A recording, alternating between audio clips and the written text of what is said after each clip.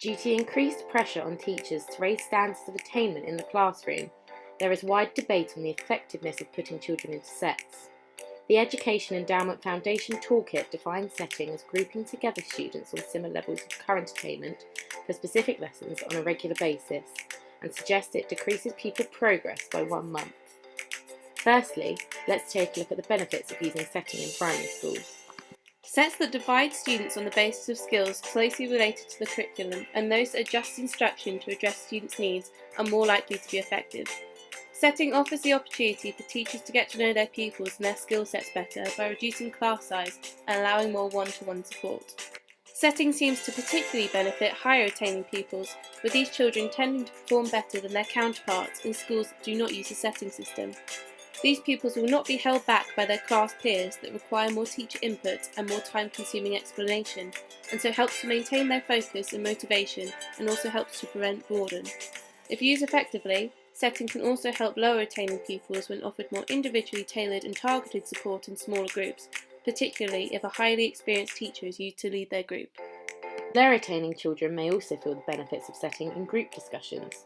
Without the presence of higher attaining pupils, they will feel less intimidated to offer their ideas and suggestions, allowing deeper learning to occur through talk.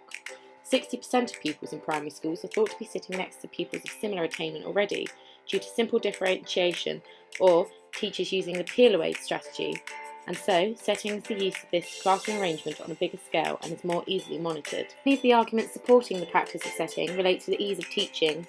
Oakes suggests that setting makes the teacher's job easier and gives them time to meet the specific needs of their set. Setting produces efficiency gains for teachers in the way they are able to structure their classrooms and pedagogy. Sorting allows teachers to narrow their instruction to a particular group of students and tailor to their teaching styles and meet the need of those specific students. On the other hand, there are compelling arguments against setting. Setting is ineffective for many subjects. For example, in English, a child may be good at reading but struggle with writing. For such a child, allocating them to a set would provide ineffective accommodation for their attainment. The same applies to mathematics. A child who may be good at algebra may not excel in shape. Although setting can allow high attainers to progress at a faster rate, it is suggested that setting can actually damage the mental health of the children in the higher sets.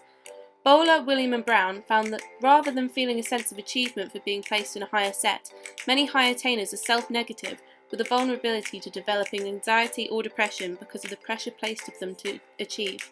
In fact, a third of children in the top sets feel that the expectations placed on them are unreachable, causing them to develop a mentality that they are failures. Teachers, the Department of Education argues, can unknowingly damage the welfare of high attainers further. Too often teachers expect sets to be homogeneous and for the learners within them to progress at the same rate.